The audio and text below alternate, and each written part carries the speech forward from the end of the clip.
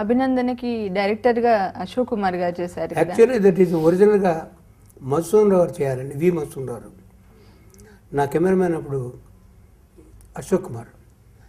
అనుకోని పరిస్థితుల్లో అశోక్ కుమార్ అంటే చోటా చైతన్ 3D సినిమాకి photographer is the first 3D cameraman అండి. కెమెరామెన్ ఇండియాలో ఉన్న టాప్ 10 కెమెరామెన్లో ఆ రోజుల్లో అతను కూడా.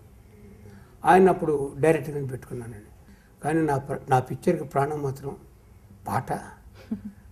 పాటలో కూడా ముఖ్యంగా సంగీతం, పాట మాట, ఈ మూడు.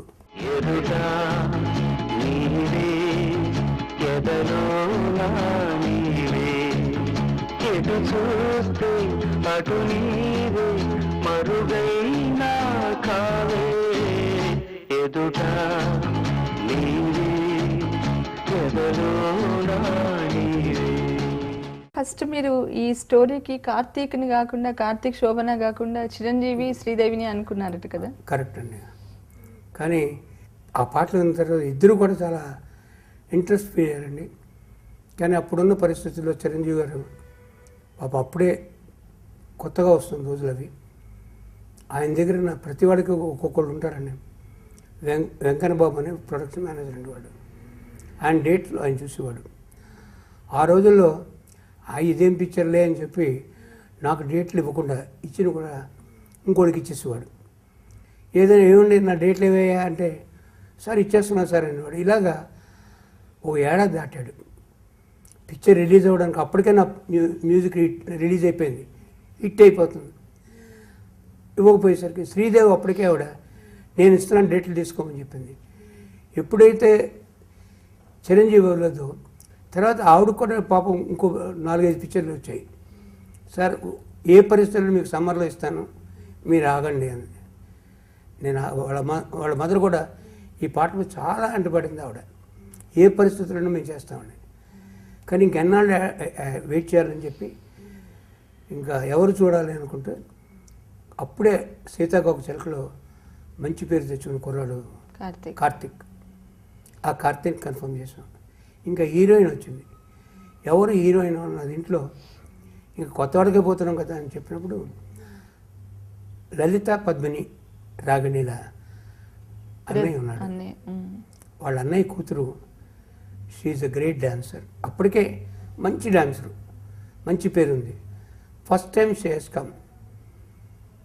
ఆమెను చూసి నేను అశోక్ కుమార్, అమ్మాయి హీరోయిన్.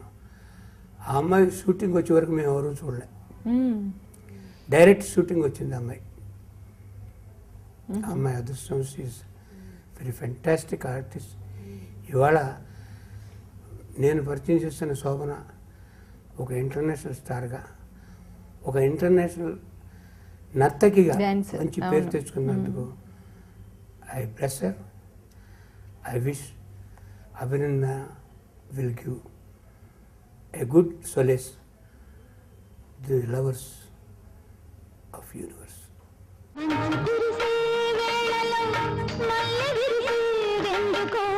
మల్లె విరిసే మనసులో మనసు మురిసే రెండుతో ఎందుకో ఎందుకో ఎవరితో పొందుకో ఎందుకో ఎందుకో ఎవరితో పొందుకో మనసు కురిసే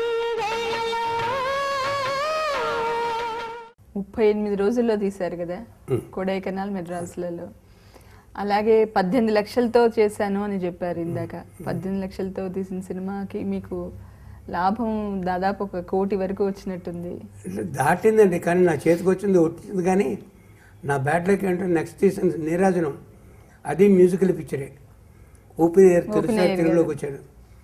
ఆ పిక్చరు అనుకోని పరిస్థితుల్లో ఆ రోజున్న ఎంటర్టైన్మెంట్ దీంట్లో స్లాబ్ సిస్టమ్ దీంట్లో 20 రోజులు కంటిన్యూస్గా వేయించండి ఆంధ్రాలో. ఆ నేపథ్యంలో పిక్చర్ నిలబడలేదు. తర్వాత రిలీజ్ చేయడానికి ఓపిక లేకపోయింది. హెవీ లాసెస్ వల్ల థియేటర్లో అబ్రప్ట్గా పిక్చర్ తీయవలసి వచ్చింది. 20 రోజులు ఆ రోజుల్లో ఆపడం అంటే చాలా కష్టం, అది తట్టుకోలేకపోయాం. కానీ వీడియోలో మాత్రం సూపర్ డూపర్ హిట్. ఇవాళ కూడా అది ఫోటోగ్రఫీ కానీ మ్యూజిక్ కానీ అభినందన కన్నా మంచి మ్యూజిక్ ఉందని మాత్రం నేను చెప్పుకోగలను.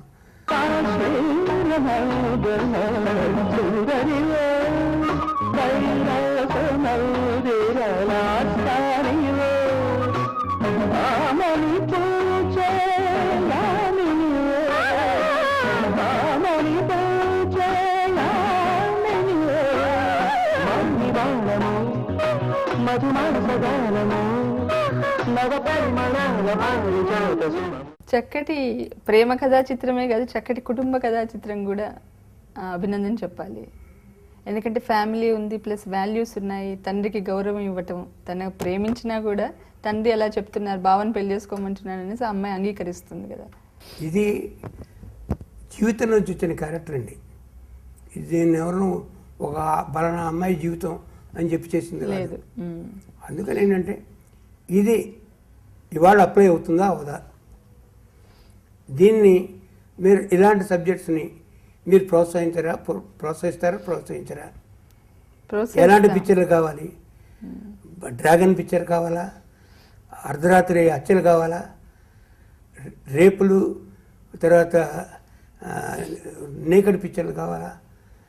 ఇలాంటి పరిస్థితుల్లో మనం ఎక్కడున్నామని క్వశ్చన్ చేసుకుని మళ్ళీ పూర్వ వైభవం స్వర్ణోత్సవాలు జరుపుకున్న పిక్చర్లు జరుగుతున్న ఈ రోజుల్లో దీన్ని ఎలా ప్రొజెక్ట్ చేస్తే సత్ఫలితాలు పొందగలమో మీరు ఆలోచించండి అని చెప్పి ముఖ్యంగా TV1 యాజమాన్యానికి, శ్రోతలందరినీ కూడా కోరుతున్నా. అభినందన్ లాంటి చక్కటి కుటుంబ కథా చిత్రాలు, ప్రేమ కథా చిత్రాలు మరెన్నో మీ నిర్మాణ సంస్థ నుంచి రావాలని ఆశిస్తూ సెలవు తీసుకుంటున్నాను. థ్యాంక్స్ అమ్మా.